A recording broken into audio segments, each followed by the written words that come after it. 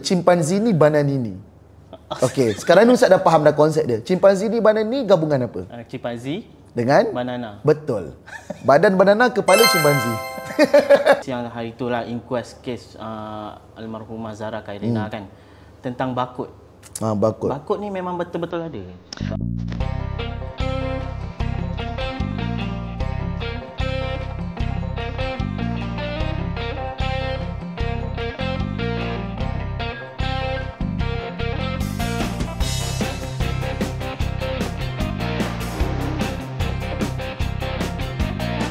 Assalamualaikum warahmatullahi wabarakatuh. Tuan-tuan dan puan-puan, bersama dengan saya Ustaz Sai dalam Kopi Dulu Podcast.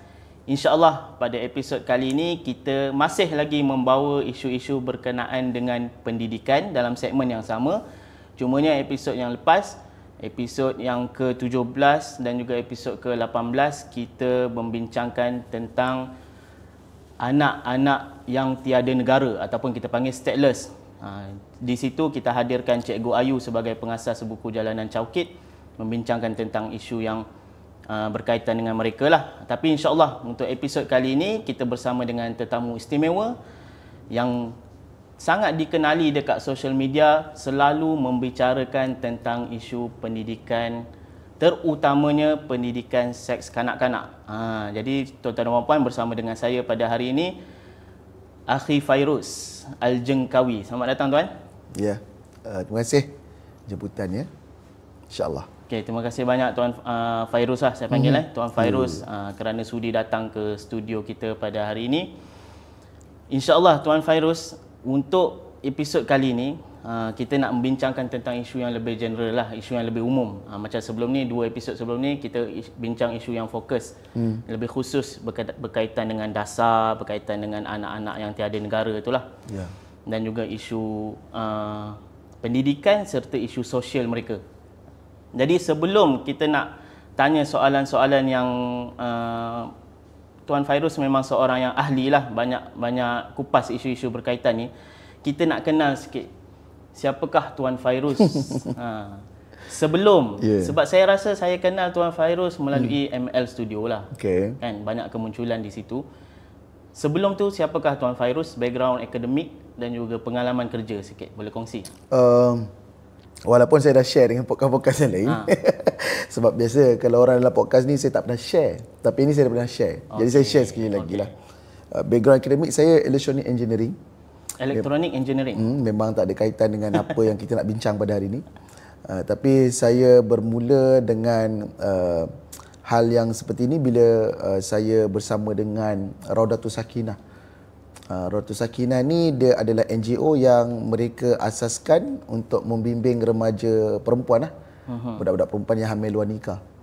Jadi di situlah saya berkenalan dan banyak belajar daripada tim di Raudatus Sakinah. Di situ ada Umi Ros, ada Dr. Halina Haliza Siraj, ada beberapa lagi orang yang lain, yang mana saya tak jagalah budak-budak di rumah berkenaan, tapi saya lebih kepada advokasi ke sekolah-sekolah, ke universiti untuk educate berkaitan dengan anda bijak jauhi zina.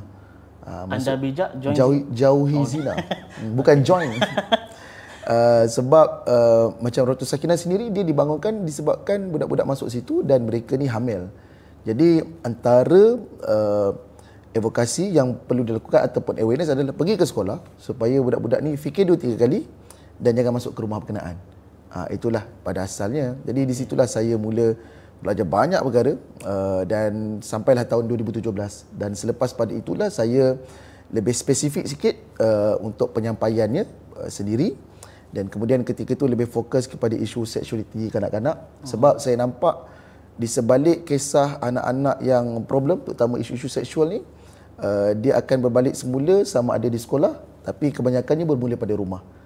Dia lack kepada pendidikan yang sepatutnya diajar oleh ibu bapa kepada anak-anak dah. Jadi itulah, walaupun pada start pada engineering, tapi dia berakhir dengan passion yang seperti inilah. Sempat praktis sebagai engineer ke? Tak sempat pun. Okey, terus beralih bidang. Dan adakah ada apa-apa sebab menjadikan benda ni? Yalah, benda ni mungkin kita tahu, kita baca kat berita kan, anak luar nikah, okey, yang ni mengandung, yang ni sekian-sekian. Tapi apakah yang membuatkan Tuan Fairuz ni dia lebih dekat dengan hati ke sampai saya rasalah seluruh hidup saya pun tengok schedule Tuan Fairuz kan. Memang setiap hari, setiap bulan tu penuh memang dengan program sebegini. Ya. Dekat dengan hati, ada bukanlah pengalaman. Sebab sebelum saya terlibat dengan Dr. Sakinah tu, saya di Johor masa tu, di College Community, Yayasan Pelajaran Johor. Jadi timbalan hal ehwal pelajar. Jadi memang pada awal tu memang dah ada keterlibatan dengan pelajar-pelajar lah. Disebabkan itu dapat mendekati mereka dan kemudian kita mula nampak sebenarnya kita punya minat atau passion tu bukanlah ke arah bidang kita yang belajar, tapi rupa-rupanya bidang yang satu lagi, menyampaikan untuk membaikkan umat dan masyarakat lah. Betul, macam Ustaz sebut tadi kan, hari ni nampak program tu full kan. Betul. Walaupun apa yang saya sampaikan tu hari ni dengan esok boleh kata boleh jadi hampir konten yang sama, cerita benda yang sama, benda yang sama. Tapi bagi saya macam ni je, bila saya buat, walaupun saya cakap benda yang sama, tapi audiens berbeza. Dan bila mana kita all out ketika menyampaikan, educate pelajar-pelajar yang mendengar kita punya program kita, saya selalu merasakan ini kali tak payah aku jumpa dia. Lepas ni kita tak jumpa dah. Kan? Kalau jumpa sekalipun nanti dia tak ingat kita dah. Dan mungkin ketika itu dia dah besar dah. Jadi keseronokan tu tetap ada. Akan budak baru kita akan push lagi. Kalau sekolah lain kita akan push lagi. Jadi semangat tu datang bila mana melihat generasi pada hari ini mereka perlukan sesuatu yang mereka perlu, terutama dari segi pandai untuk membuat pilihan dan keputusan dalam apa tindakan dilakukan. Sebab kebanyakan masalah-masalah yang muncul ni sebab diorang ni tak tahu macam mana nak buat pilihan, keputusannya, dan kadang-kadang ada yang terlibat dengan benda pelik-pelik ni pun tak tahu kenapa dia buat benda tu. Dan diorang tak tahu tu salah. Ya.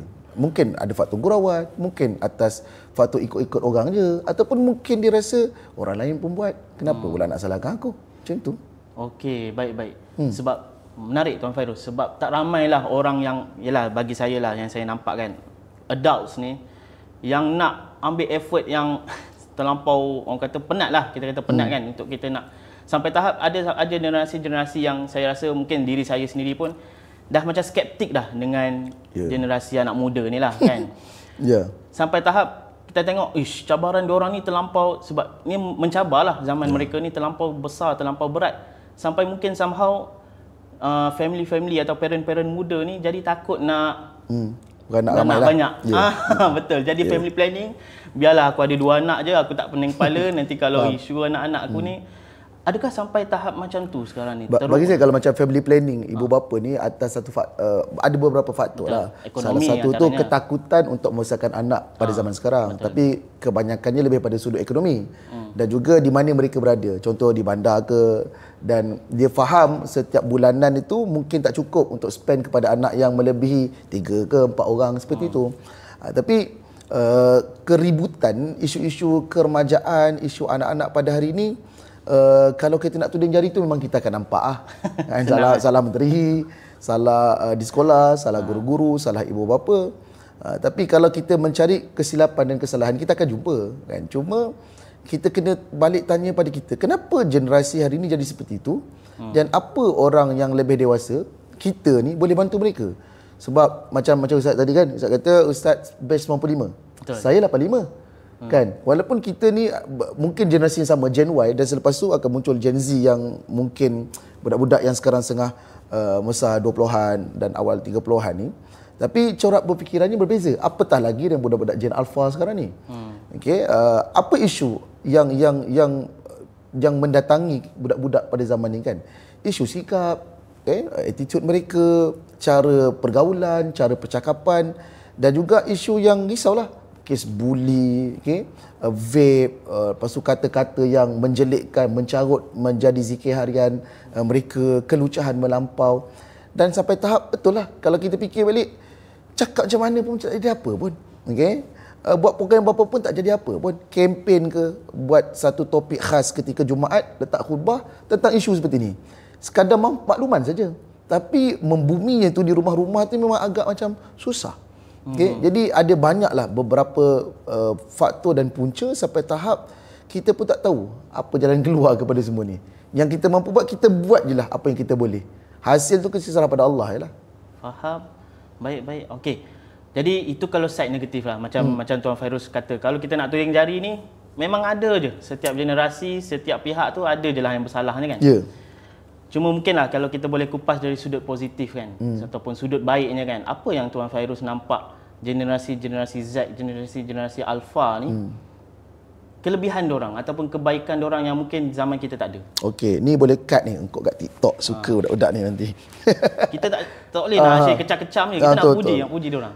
Gen Z ni sebenarnya mereka ni tidaklah kita nampak macam terlalu muda sangat. Sebab Gen Z tu kebanyakannya yang lahir tahun 95 sampai 2009 lebih kurang macam tu. Itu Gen Z.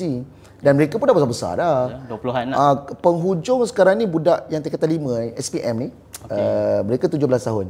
Itu pun antara Gen Z penghujung yang masih lagi bersekolah menengah lah, dengan Form 4. Mereka ni pattern tu tak adalah nak kata macam terlalu muda sangat. Macam budak-budak Gen Alpha, Cappuccino Assassino kan. Tahu tak benda tu? Saya tak tahu. Alamak, Ustaz. Ini saya nak, memang ada soalan ni. Saya nak tanya trend-trend bahasa-bahasa sekarang ni. Tak apa. Tuntun sahur tahu? Tak tahu. Aduh. 6-7 sekarang ni. 6-7 kan. Macam-macam kan. Itu perbezaan bahasa Gen Alpha. Tapi Gen Z tu tidaklah bermakna orang kata Gen Z sekarang ni kenapa macam ni kan. Sebenarnya Gen Z tu matang dah. Bahkan ada yang dah berkahwin. Bahkan yang ada je dah ada anak kan. Sebab itu kalau kita nak melihat daripada sudut positif Gen Z ni, banyak terutama di persegi kepakaran mereka dalam teknologi mereka sendiri. Handphone lah, social media, mereka sangat laju. Sebab tu mana-mana kebangkitan kat dunia ni, Nepal ke ataupun di Indonesia ke, semua datang daripada sokongan dan marketing, bukan marketing, kita panggil apa? Campaign daripada Gen Z. Sebab apa namanya, mereka ni kreatif. Betul. Mereka tahu bagaimana naratif emosi tu perlu dibawa dalam social media. Mereka boleh push. Jadi itu kehebatan mereka. Penggunaan social media, ada yang boleh buat iklan, duduk rumah, tak ada barang tapi jadi affiliate. Dia orang pandai cari duit. Okay, sebab itu kalau kita jangan pelik kalau mereka kata aku ni hanya duduk rumah tapi gaji berapa angka kan. Sebab dia tahu ruang tempat mana yang mereka nak cari duit berkenaan. Gen Z juga ni, apa pekerjaan yang dulu tak wujud pun tapi sekarang ni khusus untuk mereka, gamers, streamer, live host, YouTuber live host. Kita pun pelik, ada ke orang kerja buat benda ni? Ada kan, Gen Z punya. Maksudnya mereka punya kehebatan daripada sudut teknologi tu, campaklah apa sekalipun mereka boleh buat. Saya selalu cakap pada cikgu-cikgu kat sekolah, sebab minggu ni cikgu-cikgu IPG banyak posting. Cikgu-cikgu muda banyak masuk ke sekolah. Kebanyakan diorang ni, kekurangan lah, walaupun kita cerita kelebihan, kekurangannya adalah kadang-kadang mereka ni kurang pandai bersosial. Tak reti nak mulakan perbualan dulu, takut orang judge mereka kan. Tapi Gen Z ni lah. Gen Z ni lah. Tapi kalau sekiranya diberikan, contohlah ada event di sekolah, diberikan pekerjaan yang sesuai dengan kepakaran dia, dia perform kan. Suruh buat video ke, suruh buat video promote untuk hari keusahawanan sekolah ke, perform kan. Jadi kalau melihat negatif akan nampak negatif. Betul. Tapi kalau kita memberi peluang pada mereka berdasarkan kepakaran mereka, mereka boleh pergi jauh lah. Tapi bila kita nampak Gen Z dengan kemudian Gen Alpha 2010 ke atas sampai 2024, ini dah memang lain. Yang kita tengok banyak sekolah rendah ni Alpha. Dia pun lain, jauh berbeza dengan kalau 2010 sekarang dia orang Form 3. Sebab tu saya sebut tadi, Gen Z tu penghujung dia ni sekarang tingkatan 4, tingkatan 5 dan universiti. Tapi Gen Alpha ni sekarang tingkatan 3 ke bawah. Kan? Gen Alpha, mereka lahir-lahir tahun 2010 ni memang dalam keadaan tablet. Ketika tu dah memang ada iPad. Handphone dah makin mudah, makin canggih. Kita sempat dah dulu 3G, sebelum 3G tu ADG apa semualah sebagainya kan. Tapi mereka lahir memang dalam keadaan 4G dan 5G. Yang mana capaiannya cepat, diorang tak pernah lagi melihat bagaimana lagging satu lama, nak loading satu gambar tu dapat 5 minit baru dapat di Google Photos kan. Mereka tak nampak benda tu. Kan? Jadi bila mana kekurangan, kita cerita kekurangan sebelum kelebihan Gen Alpha ni kan. Bila mereka ni dah biasa dengan semua benda yang cepat, video yang cepat, cerita yang cepat, pace laju, pergerakan, video-video yang ditengok dalam TikTok, YouTube Short, maka lahirlah generasi yang kadang-kadang susah betul nak fokus dalam satu benda yang lama untuk mereka buat. Apa dia? Belajar kat sekolah, menulis karangan, memberi fokus kepada arahan ibu bapa. Dia cepat distract. Kan? Ustaz dah kahwin dah kan? Dah. Ada anak sekarang umur berapa?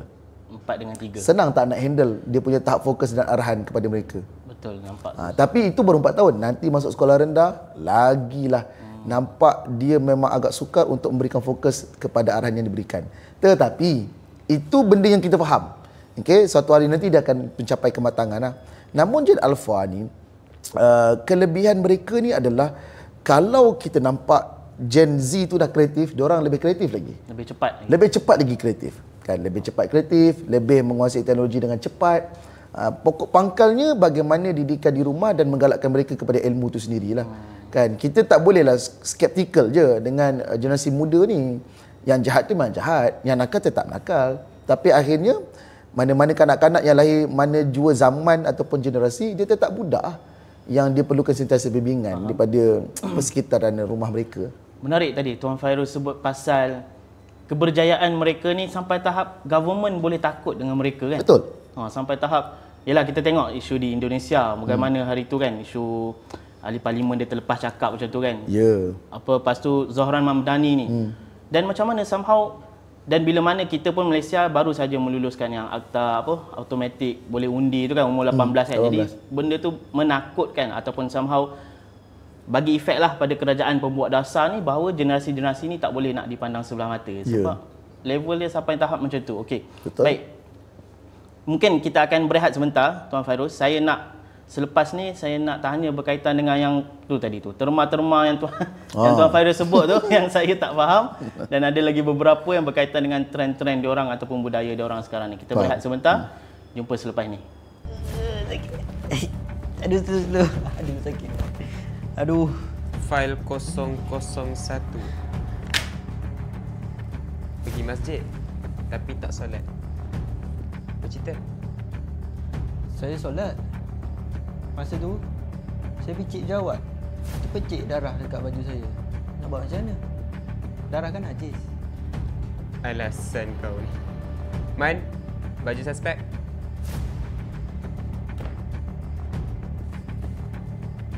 Mana darah?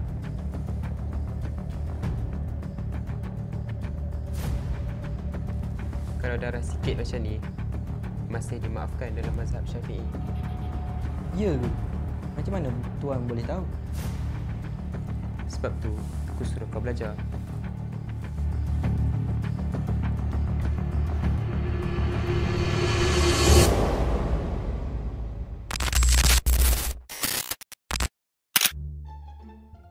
Dapatkan buku terbitan terbaru hanya di platform Al-Bayan Global.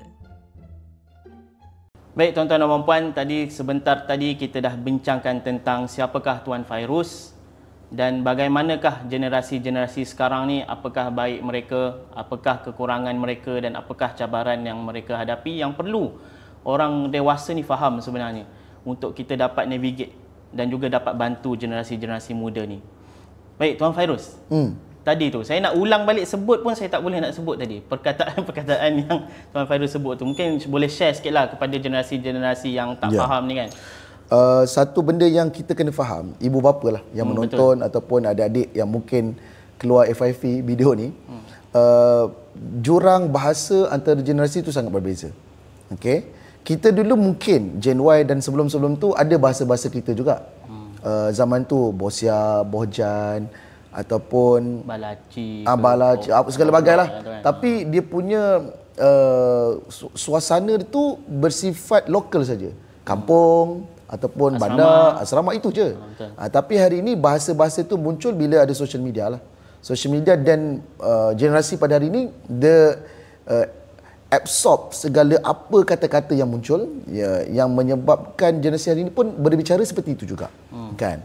No cap kan, for real kan. No cap apa? Mungkin Tuan Fairuz boleh setiap satu terma tu kan bagi tahu macam situasi yang digunakan ke? No cap ni kira macam mana saya nak sebut nanti kita boleh search lah. Tapi saya biasa dengan budak-budak cakap kan. Lepas tu you look so Riz, and Riz tu macam ada karismatik You look so Riz. Riz kan. Rizler. Lepas tu loser. Itu BL tu loser. Kan Sigma. Kan Sigma tu dia macam ni lah. Itu. Cuba Ustaz buat. Lucah ke apa tu? Nah. Sigma ni dia macam seseorang individu tu, dia macam seorang yang macam dia lelaki, tapi dia macam lelaki alpha lah kan, alpha. So dia macam itu kan, dia macam mewing untuk bagi nampak jawline. Makin jauh kita makin jauh cerita dia kan. Kan. Jadi istilah-istilah ni dia datang daripada segi pada TikTok, daripada trend-trend, hingga akhirnya bahasa-bahasa itu makin bertambah.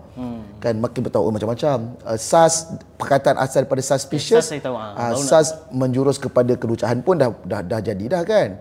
Dan kemudiannya istilah-istilah daripada Indonesia pun banyak diserap masuk dalam perbualan budak-budak. Kan dulu kita jarang dengar budak-budak akan sebut curhat. Hari ni dah sebut curhat. Kan lepas tu bocah, bocil, bacot, macam-macam lah. Sekolah rendah ni. Sekolah rendah disebut. Disebabkan perbualan seharian. Apa yang dia tonton. Konten Indonesia bersepah dalam YouTube dan TikTok.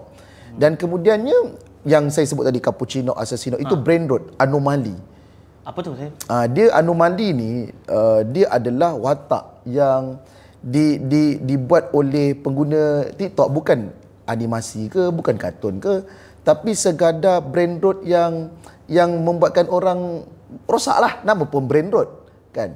Tapi masuk cappuccino, cappuccino, assassino. Dia gabungan. Okey, cappuccino. Kepada cappuccino tu kopi lah. Assassino tu pembunuh upahan. Jadi dua tu digabungkan jadi cappuccino, assassino. Dia gunakan untuk apa? Konteks apa? Contoh dalam ayat orang budak-budak seharian. Tidak ada ayat apa-apa. Dia macam skibidi, dia tak ada apa-apa masuk pun. Dia sekadar watak yang diorang guna untuk macam lebih kurang kita panggil avatar lah. Avatar yang tak wujud pun. Itu baru cappuccino, assassino. Ballerina, cappuccina. Cappuccina pun sama juga kopi. Tapi ballerina ni penari belet. Badan penari belet, kepala kopi. Macam cappuccina. Lepas tu ada tung-tung-tung sahur. Pernah dengar yang ni? Tak pernah. Saya ketuk-ketuk sahur saya tahu. Betul lah. Betul. Tung-tung sahur tu beduk. Yang orang guna untuk ketuk bangun, macam contoh ni. Bangun subuh tung-tung sahur ni pada Indonesia. Ketuk beduk kat masjid, tung-tung sahur. Lepas tu jadi bentuk macam kayu, ada tangan, ada mata, tung sahur. Kan? Apa lagi? Chimpanzee ni bananini. Sekarang ni Ustaz dah faham dah konsep dia. Chimpanzee ni bananini gabungan apa? Chimpanzee dengan banana. Betul. Badan banana, kepala chimpanzee. Apa lagi ada macam-macam lah. Dan tapi yang ini positif lah. Tak ada negatif, tak ada positif pula. Tak ada. Dia jadi satu benda yang habis masa macam tu lah. Faham. Tapi seronok lah bila saya pergi ke sekolah ceramah dengan budak dah jam 4, dah jam 1. Diorang mudah tertarik bila kita kata sekarang ni dengar kan, sekarang ni acik sebut, awak sambung. Tak boleh lah, ni kan abang kan, brother aku ni dah tua dah, yang budak-budak dia pakcik lah. Bila kita sebut cappuccino, assassino, jadi dia faham, pakcik ni faham aku. Pakcik ni tahu apa yang aku minat. Begitulah. Sebenarnya gap bahasa antara kita dengan budak-budak ni tidaklah bermakna semua apa yang dia orang buat tu tak elok. Betul. Ada ketika kita kena meraihkan, dah zaman dia macam tu. Memanglah itu bahasa dia, tapi jangan sampai tahap bahasa yang digunakan menjurus kepada benda-benda lucah, double meaning yang bermasalah.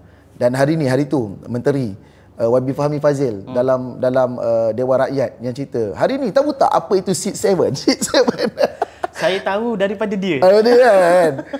Seat 7 ni dia datang pada lagu. Dalam lagu, saya lupa lagu orang putih tu, tapi ada perkataan Seat 7. Dan saya pun tak faham bagaimana dalam TikTok bila Seat 7 dibuat seperti ni kan. Kan? Seat 7, Seat 7. Asalnya dulu Seat 7 ni memang sekadar Seat 7 begitulah. Tapi bila mana budak-budak sekolah ni lama kelamaan dia jadi annoying dan membuatkan kawan-kawan dan cikgu-cikgu tak suka. Dia jadi tak serius. Kan bila budak perempuan cakap apa-apa, budak lelaki macam tu. Dan lama kelamaan dia akan berevolusi.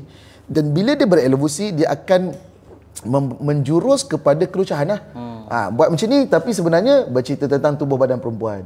Dan itu yang saya risaukan. Jadi bila mana benda tu dia hanya bermula dengan ikut-ikutan, dia jadi masalah lama-lama. Dia akan berevolusi. Begitulah istilah-istilah dalam kalangan budak-budak. Sama juga suspicious. Asal perkara yang mencurigakan. Guna dalam game segala bagai, tapi akhirnya sus merujuk kepada benda yang curiga ke arah unsur kelucahan.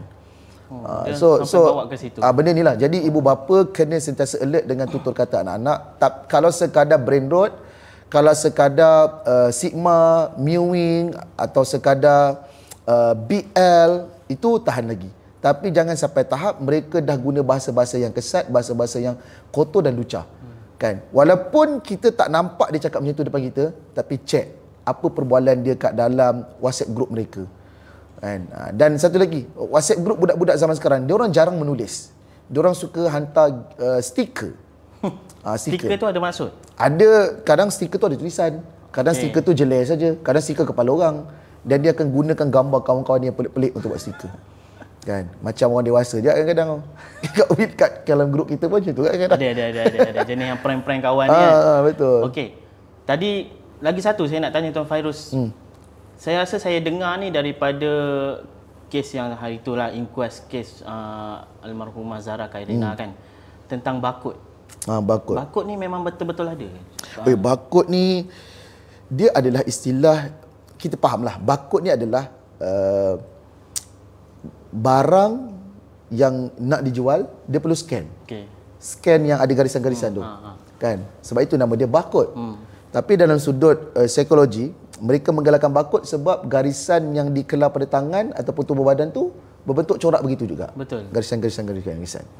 Pattern ni sebenarnya dia dulu pun, zaman-zaman dulu ada juga yang kadang-kadang buat kat dagu ni, tu zaman-zaman saya lah. Budak perempuan kan. Kadang-kadang ada yang toreh-toreh, tapi tidaklah sampai tahap seperti pada hari ni. Mencederakan diri. Sebab budak hari ni bila cerita tentang bakut ataupun self harm ni hanya sekadar ikut-ikutan. Ada juga yang kadang-kadang ikut trend je. Adalah kadang-kadang saya pergi ke sekolah, cikgu-cikgu cerita, ada budak buat bakut, bila tanya dia buat sesi bukan sebab stres ke depres ke apa, tak, saja ikut trend. Tak ada nothing, tak ada apa pun yang dia fikirkan. Itu yang saya sebut tadi. Apa yang berlaku pada awal, lama-lama dia akan berevolusi mengikut kefahaman budak zaman sekarang. Kan? Tapi ketaranya banyak bakut garisan-garisan seperti ini lepas PKP. Kan? Lepas PKP, dan yang banyak terlibat tu dalam kalangan budak-budak darjah 5, darjah 6, tingkatan 1, tingkatan 2. Sebab mereka generasi COVID waktu tu. Generasi COVID tu satu hal, tapi yang lebih tepat adalah budak yang sedang dalam fasa keremajaan. Akhir balik. Banyak faktor kat situ. Emosinya, kasih sayangnya, perubahan tubuh badan, pengabaiannya, hingga tahap mereka ni rasa dengan cara itu je dapat mereka meluahkan kesakitan dalaman. Kita kena faham ya. Ni kawan saya lah, Dr. Nizam Zakaria. Dia psikiatrik di IUM di Kuantan. Okay. Kebanyakan kes yang budak-budak self harm ni, yang toreh tangan, kadang-kadang bukan tangan ustaz, kat peha pun ada juga yang toreh-toreh. Dia cerita-cerita macam ni kadang-kadang boleh kena ban juga ni kalau masuk kat dalam social media ni kan, sebab dia ada unsur self harm. Tapi tak apalah, untuk for educational purpose. Okey, baik. Kenapa mereka ni kita ambil bukan yang ikut trend, tapi yang ada unsur kesakitan mental mereka sendiri, mental illness. Kesakitan di dalam mental dan juga dalam jiwa tu sakit memang sakit, tapi dia tak nampak. Jadi Dr. Nizam sebut antara sebab mereka buat self harm ni sebab kesakitan situ dia boleh nampak dan rasa. Itu dia luahkan kat situ. Jadi kalau kita faham self harm ataupun bakut tu sendiri, dia adalah luahan rasa. Apa yang orang tak nampak, jadi maksudnya dia tak ada tempat nak meluah. Tu dari segi sebab akar dia. Dia tidak mungkin orang tak percaya dengan dia. Cerita kat mak ayah kalau cerita kaunselor pun dia mungkin takut, nak cerita takut tersebar apa cerita dia. Ataupun cerita pada mak bapak pun akan salahkan dia. Jadi akhirnya orang akan nampak generasi sekarang ni lembek, cepat koyak, tak boleh, sensitif dan segala bagai. Namun kita jangan in denial, kebanyakan budak-budak lah yang terlibat dengan self harm ataupun bakut ni banyak datang daripada persekitaran, terutama daripada rumah. Keluarga yang berantakan, penceraian, daripada kecil jadi mangsa abuse, mungkin kena cabul, kalau di sekolah kena bully, mungkin kena segala bagai orang yang ejek, racist kepada dia, kena pulau kan. Ini semua antara faktor-faktor yang boleh meletup jiwa seorang budak. Betul. Itu hanya sekadar simptom awal, bakut. Tapi lama-lama dia akan up lagi ustaz. Daripada suicidal thought, rasa ingin mati, ingin bunuh diri. Dan bila rasa tu datang, dia mungkin berlawan. Itu perasaannya datang, itu yang sampai boleh depression. Tapi beberapa tahun kemudian, kalau tidak ada siapa faham dia, tidak diluahkan, dia berseorangan ketika itulah dia akan nekat hingga ada satu breaking point dalam hidup dia berlaku.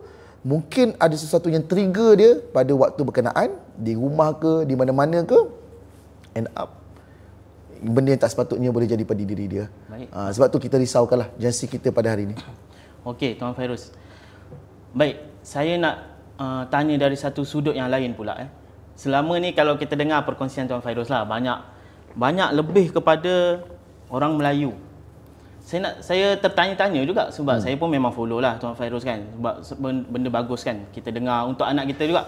Tapi saya dah tengok banyak kupasan adalah berkaitan dengan orang Melayu. Adakah benda ni juga kerisauan kita, benda yang berlaku juga dekat bangsa-bangsa lain, contoh Melayu dan juga Cina dan juga India lah yang utama dekat negara kita Malaysia ni. Okey. Satu, kita kena akui lah, kita majoriti. Betul. Sebab itu isunya datang pada diri kita lah. Kita punya agama dan bangsa kita sendiri. Namun tidaklah dapat disangkal, benda ni pun juga boleh berlaku dan berlaku pada bangsa yang lain. Kalau saya ceramah di Sabah Sarawak pun, yang mana majoriti mereka bukan orang Melayu pun, kadang-kadang mereka lagi banyak etnik yang kat sana, tetap berlaku benda yang sama. Pencabulan, harassment, sumbang mahram berlaku. Namun kalau kita ambil konteks di Semenanjung, orang India dan juga orang Cina juga berlaku, tapi kebanyakan kes-kes mereka ni dia macam ni lah. Kaum minoriti ni, bila mana mereka ni minoriti dan kurang dapat hak keistimewaan seperti kita, Bumi Putera ni, maka jiwa mereka ni akan berjuang demi apa yang mereka nak capai. Kan? Maksudnya apa? Pendidikan, keselesaan dalam hidup, pekerjaan, untuk dapat sijil, kan? Perlu spend duit yang banyak untuk pendidikan anak-anak. Jadi fokus mereka ke arah itu. Memang tak dinafikan, yang ketagih main game pun ramai. Saya banyak kali ceramah, kalau ada budak-budak Cina kadang-kadang tidur je dengan ceramah, pergi sekolah tidur je. Antara faktor utama tak faham bahasa Melayu. Tak faham bahasa Melayu. Ataupun malam berkenaan sampai ke pagi push rank main ML. Itu pun antara kesan dia.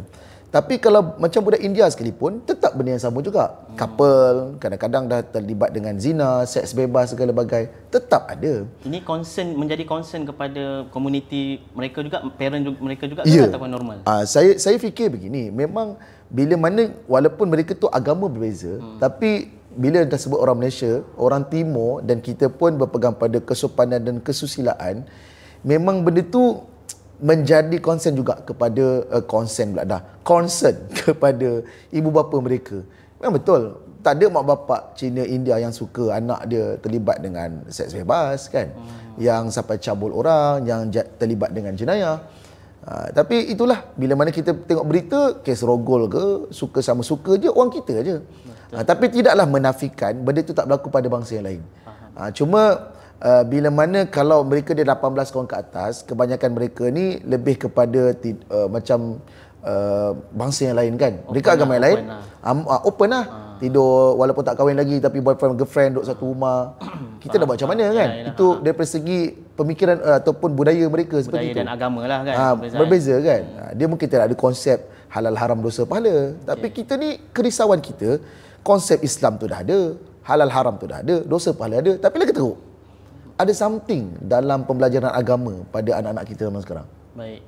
Soalan terakhir, Tuan Fairuz. Dah akhir dah ke? Akhir untuk episod ni. Okay. Tapi kita akan kekalkan momentum tu. Tadi berkaitan dengan bangsa lah. Saya cuma nak tanya je lah kan. Berkaitan dengan bangsa tu, maksudnya benda ni berlaku merentas bangsa. Dan satu lagi, ada tak beza di bandar dan juga di luar bandar? Adakah benda sama? Sebab kalau kita kata capaian internet. Okey, kalau Ustaz tanya saya, perbezaan daripada segi isu apa? Ke tahap kritikal ataupun kerosakan kita cerita negatif ni kan. Sosial mereka ni. Okey, permasalahan sosial sebenarnya berbezalah, ketaralah kan. Kalau kat bandar tu pula, kita kena tengok kawasan dia, lokaliti kat mana? Rumah flat ke, ataupun tempat T20 ke, kan, anak dia international school ke, ataupun pinggiran bandar kat satu sekolah ni dekat 4,000 5,000 orang ke. Kalau kat luar bandar tu kawasan mana? Kawasan contoh kawasan perkampungan orang asli, Felda, ataupun sekolah yang betul-betul curuk-curuk, yang budak-budak di sikit. Jadi kalau kita nampak lokaliti tu berbeza, tahap akademik mak bapak yang berbeza, memang ada perbezaan. Namun dari segi trend, daripada segi lagu terkini, daripada segi apa yang viral, semua sama. Semua sampai. Sungguh, kalau saya pergi sekolah pengajar orang asli sekalipun, cappuccino, assassino juga. Kan sama je. Okay, lagu apa yang budak di bandar hafal, dia orang hafal juga. Tapi dari segi mentality tu mungkin sedikit pasif, kan? Mungkin sedikit takut-takut untuk buat sesuatu benda. Kalau kita nak ambil kiri dari sudut permasalahan sosial tu, kebanyakan isu-isu ni berlaku di tempat yang banyak permasalahan dalam rumah mereka sendiri. Penceraian, anak tu sebagai contoh, macam contoh rumah flat yang memang persekitaran tu bersepah-sepah jenis-jenis manusia yang ada. Yang bawa perempuan, yang mabuk, yang berjudi, memang akan buat masalah kepada kebesaran budak-budak sekitar situ. Dan begitu juga kalau di area-area macam bandar ni, memang sekeliling tu penuh kelab malam, clubbing, nampak pelacur, memang akan something wrong lah. Tapi itulah, walaupun persekitaran pun teruk, namun persekitaran dalam rumah tu menentukan juga. Paling penting lah. Ya, sebab anak-anak hari ni cabaran dia bukan hanya di sekolah, tapi the whole world, sebab dia ada handphone. Kan? Dan di situlah dia punya yang membezakan budak bandar ke, budak luar bandar ke, budak asli, budak Ferda ke. Kan? Mungkin ada yang persamaannya, namun dari segi ruang dan peluang untuk terlibat dengan masalah problem tu lebih pada bandar. Faham. Kan? Sebab dia punya exposure dia lebih Exposure dia lebih lagi. Sebab bila sebut pasal bandar, pinggir bandar, luar bandar ni kan, saya teringatlah bagaimana Nabi kita pun, Nabi kita SAW bila dilahirkan, dihantar keluar. Dihantar Betul. keluar tu untuk nak dapat suasana kampung, udara yang lebih segar. Tapi kita tak bermaksudlah bahawa kita nak suruh semua orang bandar ni hijrah luar bandar kan. Maksudnya at least wujudkanlah apa orang kata situasi ataupun suasana yang selamat dalam rumah tu masing-masing kan. Betul. Jangan sampai tahap anak-anak balik nak bercerita pun mak ayah dah penat bekerja. Jadi diorang tak ada tempat nak luar. Okey. Menarik tuan-tuan, Tuan Fairuz, untuk episod kita kali ini. Saya tak nak panjangkan sangat sebab hari tu episod dengan buku jalanan dah panjang. InsyaAllah next untuk episod selepas ni kita akan bincangkan tentang, tadi kita dah tahu masalah, kita dah tahu suasana, kita dah tahu situasi. Apakah solution ataupun apakah peranan yang setiap bahagian tu boleh buat, ibu bapa, sekolah. Kita akan bincang dalam episod yang seterusnya. Tuan-tuan dan puan, terima kasih banyak untuk Kopi Dulu Podcast bagi episod kali ini. InsyaAllah kita berjumpa lagi episod yang seterusnya. Assalamualaikum warahmatullahi wabarakatuh. Assalamualaikum. Terima kasih banyak Tuan Fairuz.